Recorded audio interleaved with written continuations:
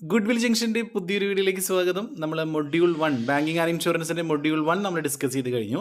Next നമ്മുടെ second മൊഡ്യൂളാണ് negotiable instruments. എന്താണ് നെഗോഷ്യബിൾ ഇൻസ്ട്രുമെൻറ്റ്സ്? 2 മാർക്കിന് ചോദിക്കുകയാണെങ്കിൽ it is a written document that promises the payment of a sum of money to a specified person. ഒരു പ്രത്യേക വ്യക്തിക്ക് നമ്മൾ ഇത്ര രൂപ കൊടുക്കാനുണ്ട് എന്ന് പറഞ്ഞുകൊണ്ട് നമ്മൾ പ്രോമിസ് ചെയ്തുകൊണ്ട് എഴുതി തയ്യാറാക്കുന്ന ഒരു ഡോക്യുമെൻ്റാണ് നെഗോഷ്യബിൾ ഇൻസ്ട്രുമെൻറ്റ്.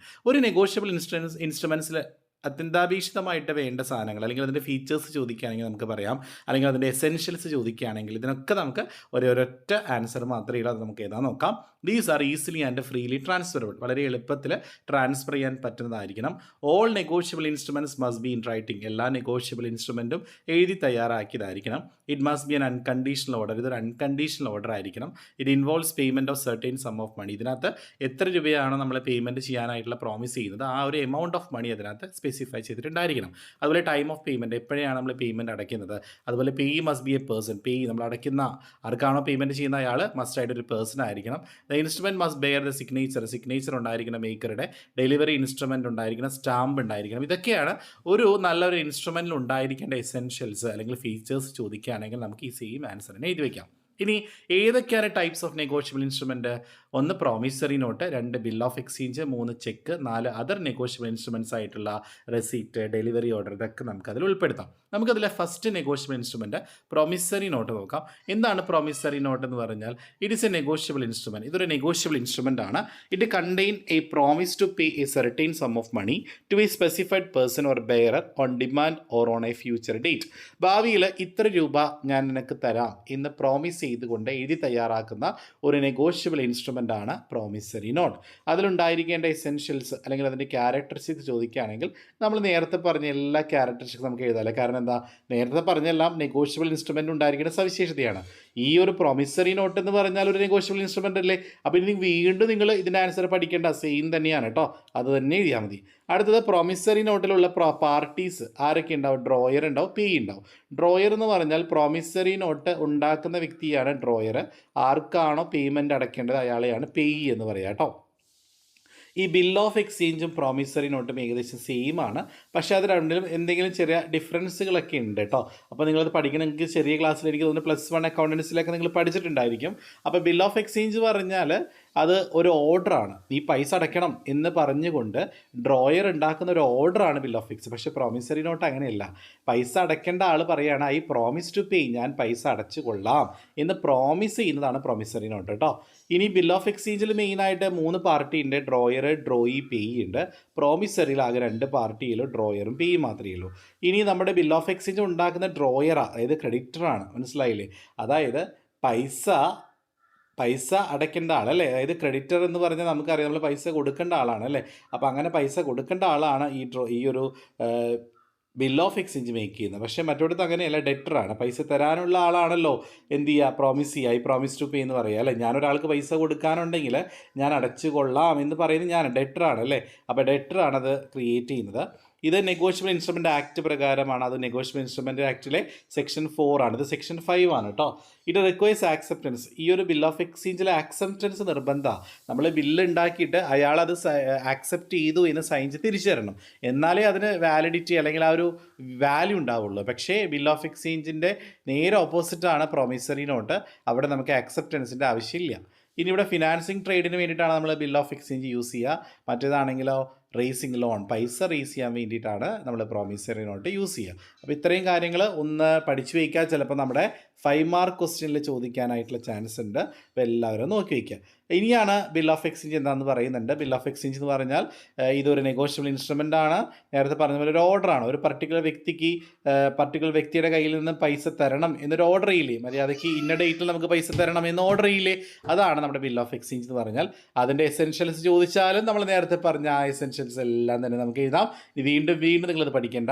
ഇനി ബിൽ ഓഫ് എക്സ്ചേഞ്ചിൽ പാർട്ടീസ് ആരൊക്കെയാണ്? നേരത്തെ പറഞ്ഞ ഡിഫറൻസ് ഇല്ലേ, drawer, drawee, payee.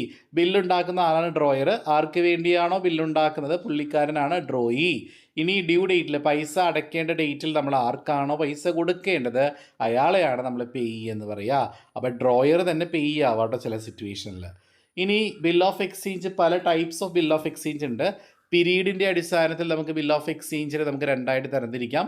Demand bill of exchange ഉണ്ട്, ടേം ബിൽ ഓഫ് എക്സ്ചേഞ്ചും ഉണ്ട്. ഇനി റൈറ്റിംഗ് ദ ബില്ല് എഴുതുന്നതിൻ്റെ ബേസിസിൽ നമുക്ക് ബിൽ ഓഫ് എക്സ്ചേഞ്ചിനെ രണ്ടായിട്ട് തരംതിരിക്കാം. ട്രേഡ് ബില്ലുണ്ട്, അക്കോമഡേഷൻ ബില്ലുണ്ട്.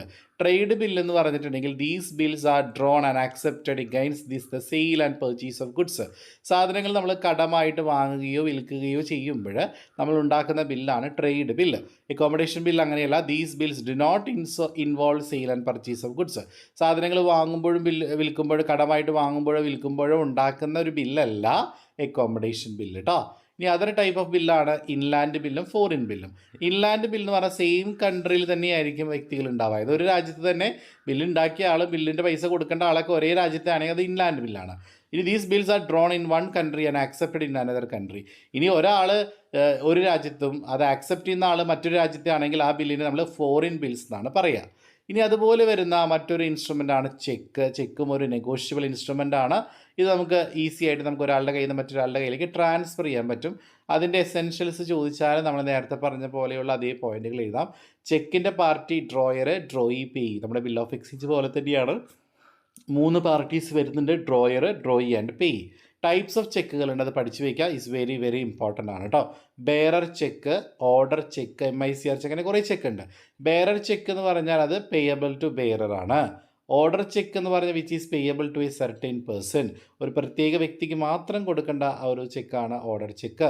MICR എന്ന് പറഞ്ഞാൽ മാഗ്നറ്റിക് ഇങ്ക് ക്യാരക്ടർ റെക്കഗ്നിഷൻ എന്നാണ് അർത്ഥം.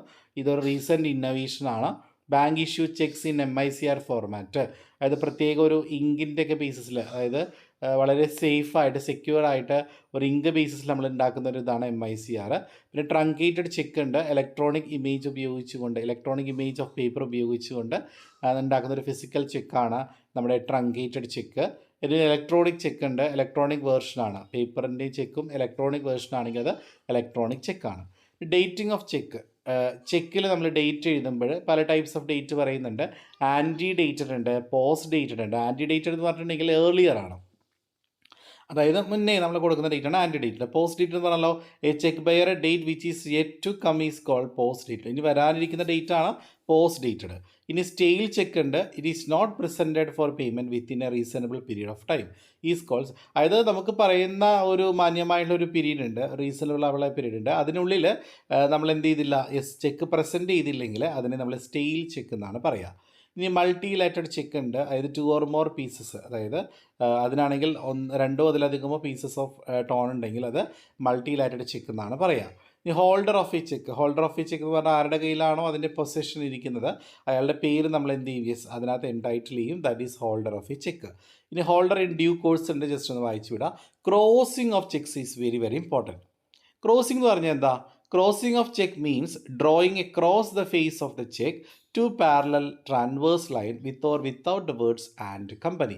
അതായത് ചെക്കിൻ്റെ ബാക്കിൽ നമ്മൾ ഫേസിലായിട്ട് എന്ത് ചെയ്യും, 2 പാരലൽ ട്രാൻവേഴ്സ് ലൈനുകൾ വരയ്ക്കും, 2 ലൈനുകൾ നമ്മൾ വരയ്ക്കും. മനസ്സിലായില്ലേ?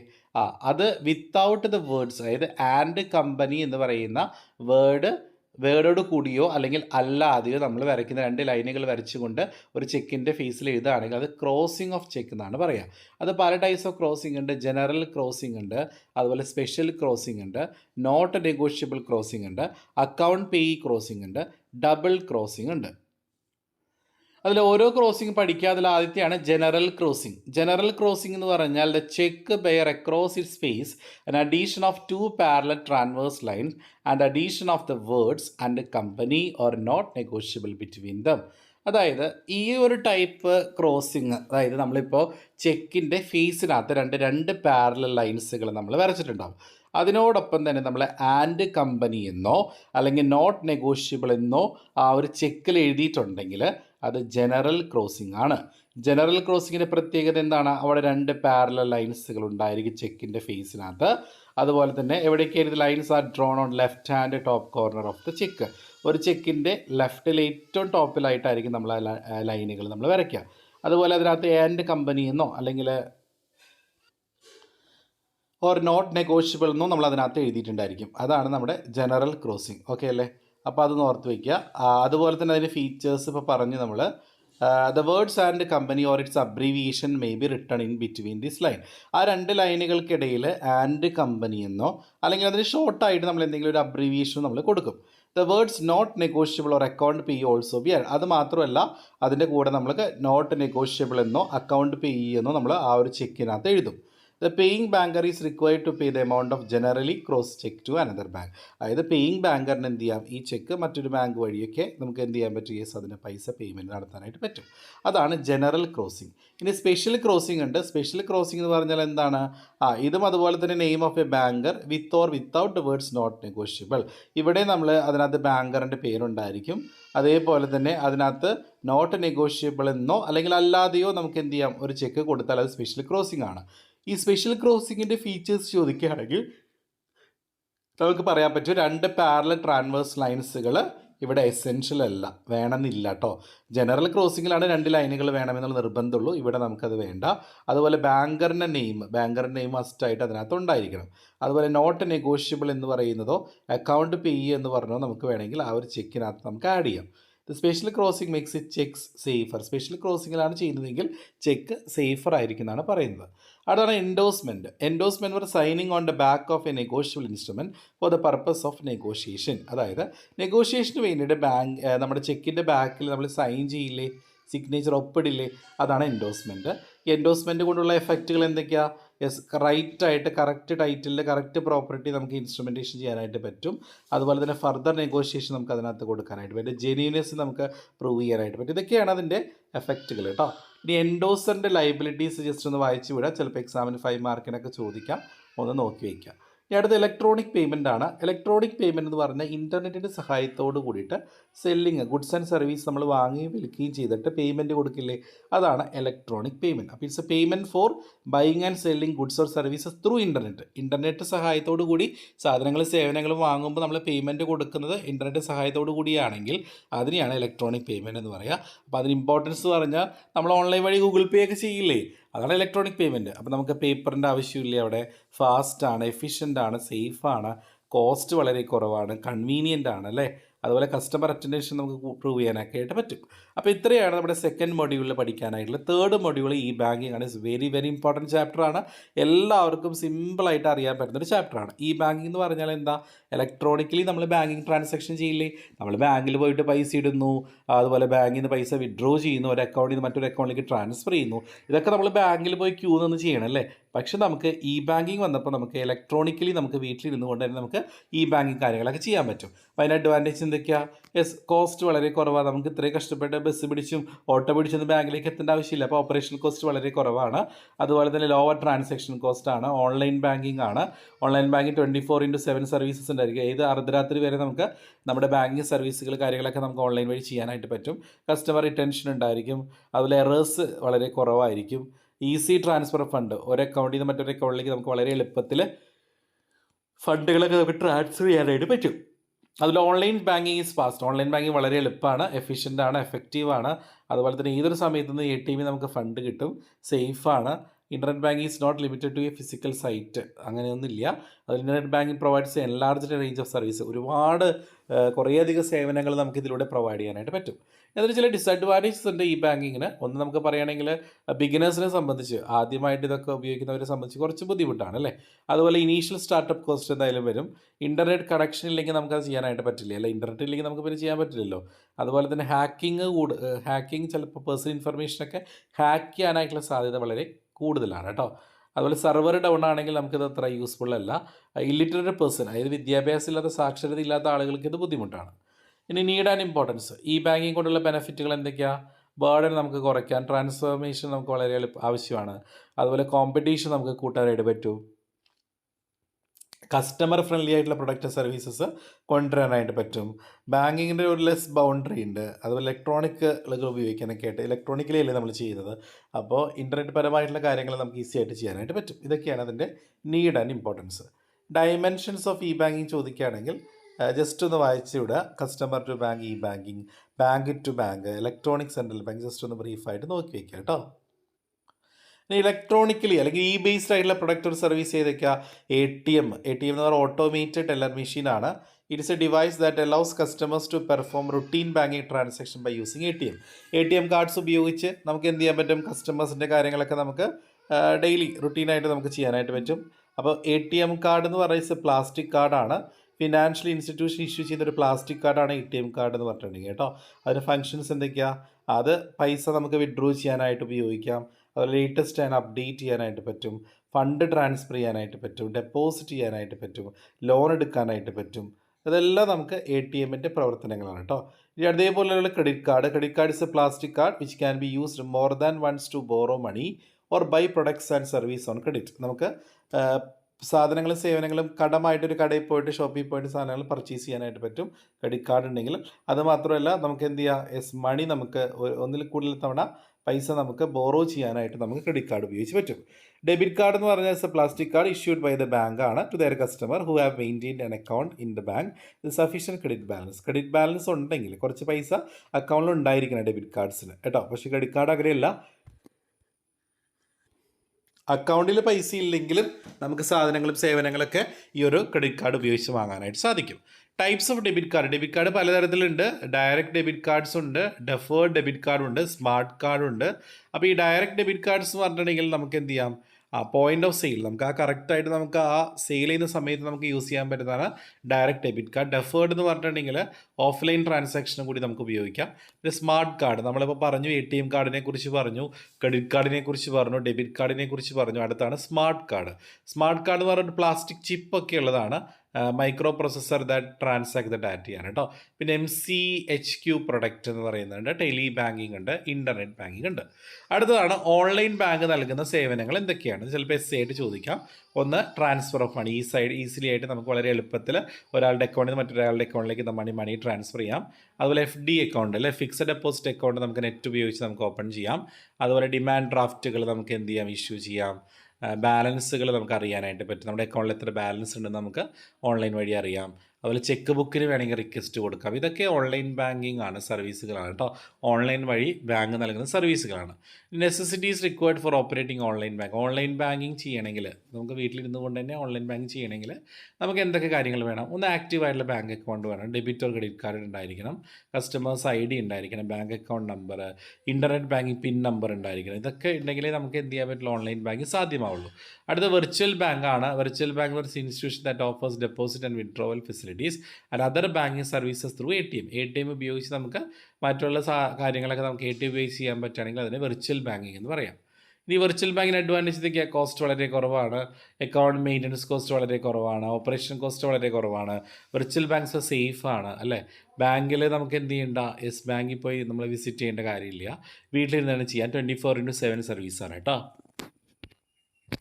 ഇതിന് അഡ്വാൻറ്റേജ് മാത്രമല്ല, ലിമിറ്റേഷനുണ്ട്. സ്റ്റാർട്ടപ്പ് കോസ്റ്റ് കൂടുതലാണ്, ന്യൂ യൂസറിനെ സംബന്ധിച്ചത് ബുദ്ധിമുട്ടാണ്. ഇല്ലിറ്ററേറ്റ് നേരത്തെ പറഞ്ഞ പോലെ തന്നെ നമ്മൾ ഇൻ്റർനെറ്റ് ബാങ്കിങ് പറഞ്ഞില്ലേ, അതിൻ്റെ അതേ ഡിസഡ്വാൻറ്റേജസ് തന്നെ ഇവിടെ എഴുതിയാൽ മതി കേട്ടോ. അടുത്താണ് കോർ ബാങ്കിങ് ആണ്. കോർ ബാങ്ക് എന്ന് പറഞ്ഞാൽ doing all banking operations of a branch and head office by connecting in to a central computer kept at data centre കേട്ടോ. ജസ്റ്റ് അതിനെക്കുറിച്ചൊന്ന് ബ്രീഫായിട്ട് പഠിക്കുക.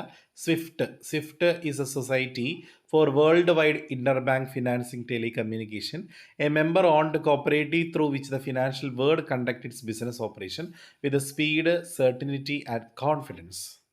അടുത്ത EDI, electronic data interchange ആണ്. is a business information between two concerns in a specified format. രണ്ട് വ്യക്തികൾ തമ്മിലുള്ള business ഇൻഫർമേഷൻസിലെ പ്രത്യേക ഫോർമാറ്റിൽ എഴുതി തയ്യാറാക്കുന്നതാണ് ഇലക്ട്രോണിക് ഡാറ്റ ഇൻ്റർചേഞ്ച്.